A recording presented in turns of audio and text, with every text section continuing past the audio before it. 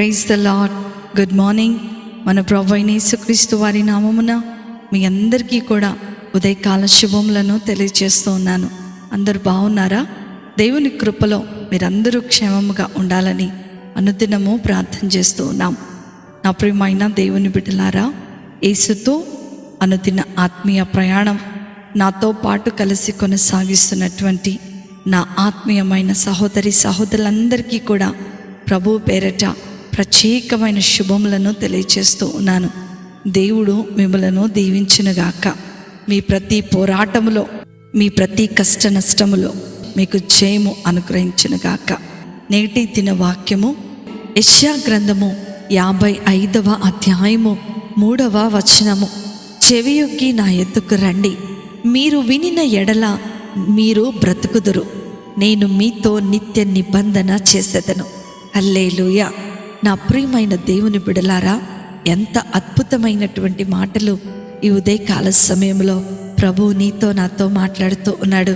ఈ యొక్క చదవబడినటువంటి వచనమును మనము ధ్యానించినట్లయితే ప్రభు యొక్క అపారమైన ప్రేమ మనకు కనపడుతూ ఉంది.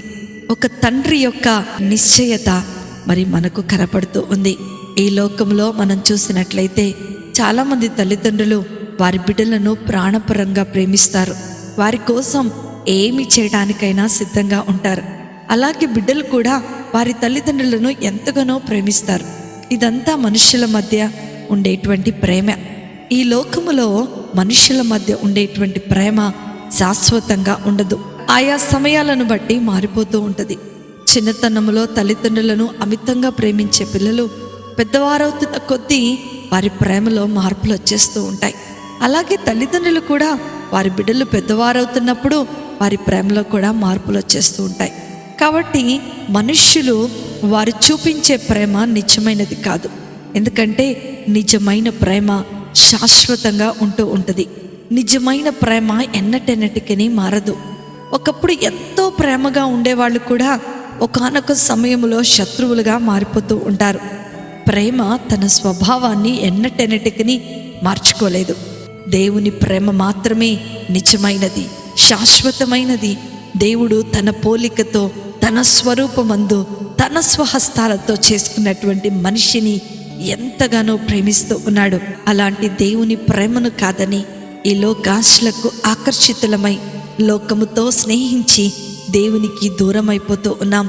దేవుని దగ్గరకు వెళ్ళడం అంటే చర్చికి వెళ్ళి కూర్చోవడం కాదు.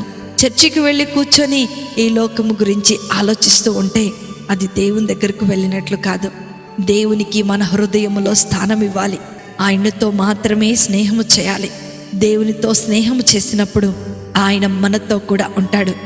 యోబు గ్రంథము 22వ అధ్యాయము 23వ వచనములో మనం చూస్తే, సర్వశక్తుని వైపు నీవు తిరిగిన ఎడల నీ గుడారములో నుండి దుర్మార్గమును దూరముగా తొలగించిన ఎడల నీవు అభివృద్ధి పొందేదవు. హల్లెలూయా. అక్కడేమో నా మాట విని నా వైపుకు తిరిగి నాతో స్నేహం చేసిన ఎడల నేను నీతో ఒక నిబంధన చేస్తున్నానంటున్నాడు. ఇక్కడేమో నీవు అభివృద్ధి చెందుతావని దేవుడు మనతో మాట్లాడుతున్నాడు. ఈ లోక పాపముల నుండి మనలను రక్షించటానికి దేవుడు తన అద్వితీయ కుమారుణ్ణి మన కొరకు సిలువలో బలిగా అర్పించిన ప్రేమ ఎంతో ఉన్నతమైనది. కాబట్టి ఉదయకాల సమయంలో దేవుని దగ్గరికి రావటానికి నీవు సిద్ధముగా ఉన్నట్లయితే ప్రభు శాశ్వతమైన ప్రేమతో నిన్ను ప్రేమిస్తూ ఉన్నాడు. అట్టి కృప, ధన్యత, ఆశీర్వాదము వాక్యం విన్న దేవుని పిల్లలైన మీ అందరికీ అనుగ్రహించబడునుగాక. ఆమేన్. ప్రార్థన చేసుకుందాం. మమ్మల్ని మిక్కిలిగా ప్రేమించిన మా ప్రియ పరలోకపు తండ్రి యేసు స్వామి, మీకున్నతమైన ఘనమైన నామమును బట్టి మీకు వందనాలు.